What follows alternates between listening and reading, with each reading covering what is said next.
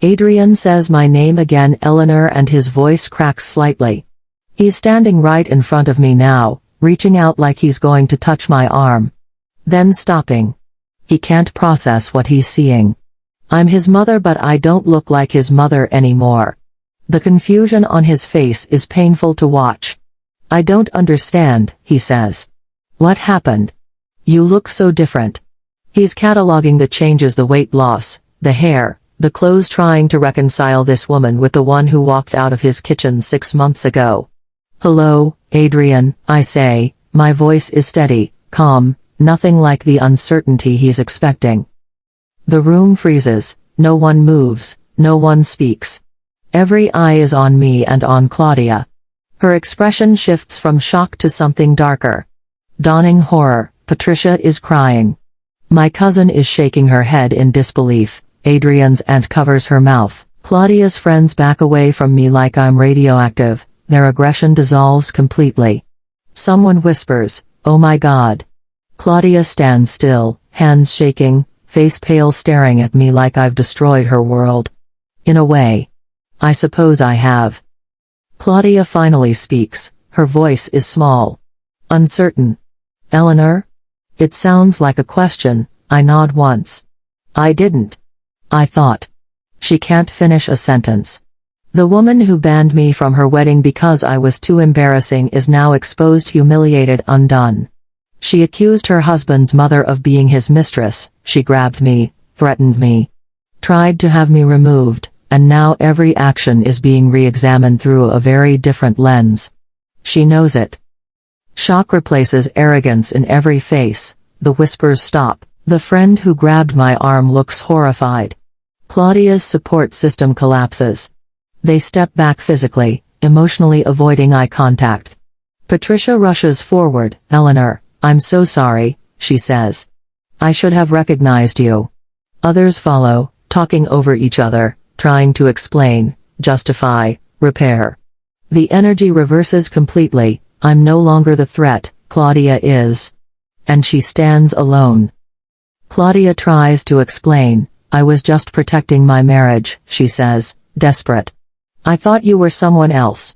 She looks to Adrian for support. He doesn't look at her. She keeps talking, deflecting, excusing, reframing.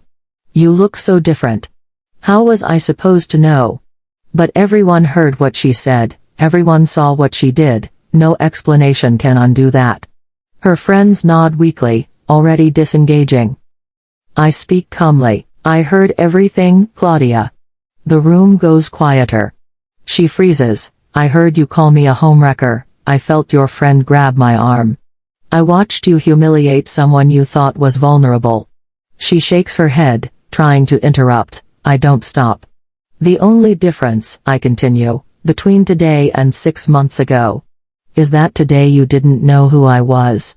She flinches. Adrian looks at her now. The realization spreads. This wasn't new behavior. Almost casually, I mention my late husband's company.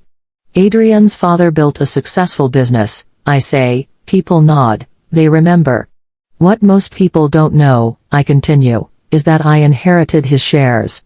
Silence. I've managed them quietly for years. Claudia pales. No one knew this. I kept it private to avoid changing family dynamics. But now, everything shifts. Power redistributes in real time. I own 58%, I say calmly. The company is worth around 12 million. No threat, just fact. Claudia sways, grabs a chair. Adrian stares, doing the math, realizing what this means. His image of me collapses, so does hers. The room changes, people move closer to me, invitations appear, hands reach out. Patricia holds my arm, my cousin offers dinner. Claudia's friends fall silent. Claudia herself scrambles, trying to salvage control. Adrian stands between us, lost. Sides are being chosen. Claudia is losing. The shift becomes visible. My sister links her arm through mine. I'm proud of you, she whispers. Apologies pile up, transparent. Claudia's friends disappear one by one. Her social capital evaporates. She looks to Adrian. He says nothing. His silence now mirrors the one he gave me. Someone mentions the wedding. The comment lands hollow. Patricia says, pointedly, maybe we should revisit the guest list. Claudia protests.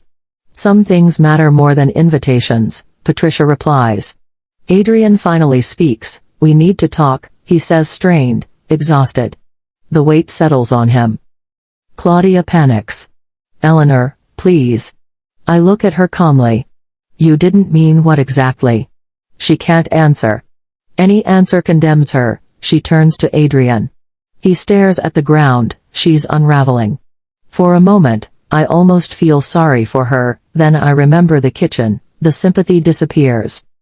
Adrian understands now. His silence led here. His inaction gave permission. Mom, he stops. There's nothing adequate to say. I'm sorry isn't enough. He knew he chose comfort. I say very little. I don't explain. I don't justify. I exist. My silence now is intentional. It carries weight. Claudia fills the space with nervous noise. I learned something important. Sometimes the most powerful response is presence. They wait, for forgiveness, for drama, for resolution. I let the moment stretch, then I stand. Smooth my dress, pick up my purse. I think I'll go now. Please stay, Claudia says. Don't leave like this, Adrian adds. Like what? I ask. No one answers. I walk to the door.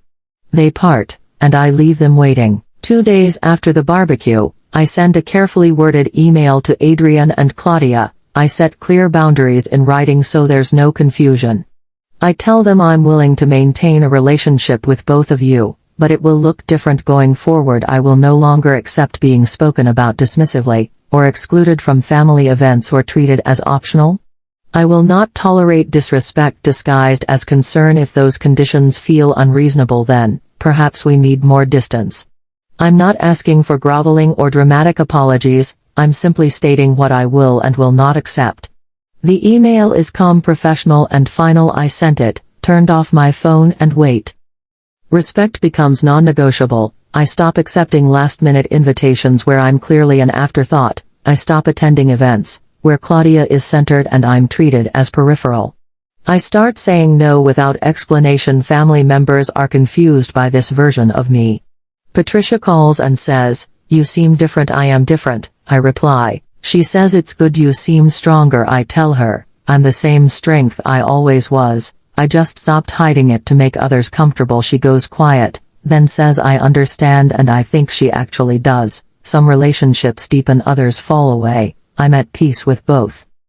Access to me becomes conditional. I'm no longer automatically available for babysitting, for loans, for emotional labor. When Adrian calls asking for business advice, I say I'm happy to consult. My rate is $200 per hour. He laughs. Thinking I'm joking, I'm serious. I say, my time and expertise have value. We can discuss terms or you can figure it out yourself. The silence is long, uncomfortable. He pays. That transaction changes something. It isn't warm, but it's honest, and honesty matters more. Claudia faces social fallout. That I don't create and don't prevent. The story spreads. People talk, judge, choose sides. Friends distance themselves publicly.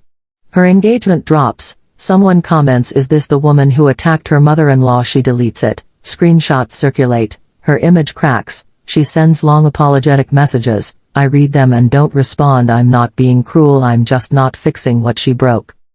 People who ignored me now seek my approval. Relatives who stayed neutral want my opinion. Investment offers, lunch invitations, book clubs. The attention feels overwhelming and selective. I can tell who's genuine and who's aligning with power. I choose carefully. I keep those who saw me before visibility. I decline apologies crafted for optics. Claudia sends a long letter, likely therapist assisted. It says all the right things, but it feels hollow. I reply briefly, "I appreciate the reflection. I'm not ready to rebuild trust, and that may never change. I wish you well." She asks what she can do. I don't respond. You don't fix broken trust by performing remorse. Adrian confronts his role. He tells me he's in therapy. I chose comfort over your dignity, he says, crying. I don't cry. Yes, I say you did. He asks how to fix it. You can't. I reply you can only do better, and that may not be enough. He asks if I'll forgive him. I don't know, I say. Forgiveness isn't requested, it arrives when it's ready. The marriage strains, they fight, accountability surfaces. Claudia blames me for changing. Adrian responds, you humiliated my mother. Something shifts. What happens next is theirs. The wedding proceeds without me. Adrian asks me to reconsider. I say no, things are different now. He says yes. I reply I am different. I won't attend, where I'm welcome only. Now the wedding happens. I spend the day at a spa, no regret. I don't feel excluded anymore. That's the shift. My value isn't assigned, it's inherent. Exclusion only hurts. When you believe others define you, I reclaim that power. I feel free. I choose my days. Photography, hiking, travel, rest. Freedom felt strange, then sacred. I'm learning who I am without performance. Silence taught me something. There's protective silence, and strategic silence. One erases you, the other protects you. I choose the second. I no longer seek validation. Worth isn't proven, it's known. People who demand proof don't value you. I validate myself now. I walk away lighter. The weight I lost was never just physical, it was expectation, guilt, shrinking. This isn't loss, it's liberation. I end with the truth. I was never powerless. They mistook patience for weakness, silence for acceptance, kindness for lack of boundaries. I chose visibility, on my terms. They didn't recognize me, because they never truly saw me. That says everything about them and nothing about me. I'm not who I was, I'm who I choose to be. And that has always been enough.